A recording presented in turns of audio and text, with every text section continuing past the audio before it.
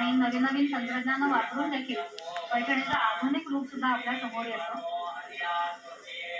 पैठणीची लोकप्रियता टिकवून ठेवण्यासाठी जसं ही तंत्रज्ञान काम करतं, तसंच अशा मोठ्या देवालयांमधले हे जे सोहळे आहेत, महापूजेचे सोहळे, ज्यामध्ये आपल्या प्रमुख आराध्य दैवताला सुद्धा आपण महाराष्ट्राची पैठणी नेसवतो आहोत, असे प्रसंग सुद्धा आपल्या पारंपरिक महावस्त्राची लोकप्रियता वाढवायला महत्वाचं योगदान देत असतात.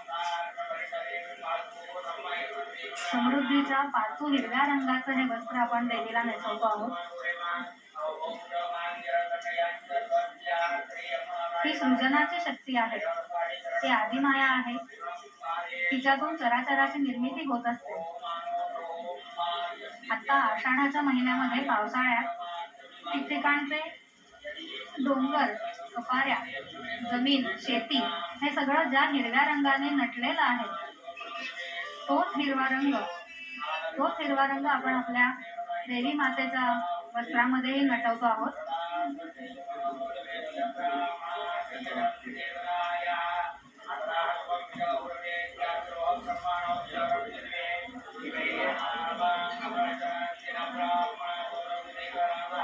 मगाशी आपण स्त्री संतांबद्दल बोलत होतो, तोच धागा थोडासा पुढे नेऊन मुक्ताबाईंबद्दल सांगावंसं वाटतं.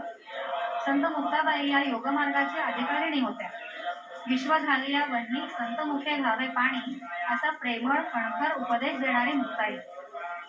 अखंड जयाला देवाचा शेजार, कारे अहंकार नाही गेला असं नामदेवांसारख्या ज्येष्ठ भक्ताला खट्याळ परंतु परखडपणे विचारणारी ती तेजस्विनी. ती तेजस्विनी निश्चितच या तेजस्विनी रखुमाईचाच अंश असणार यात काही शंकाच नाही.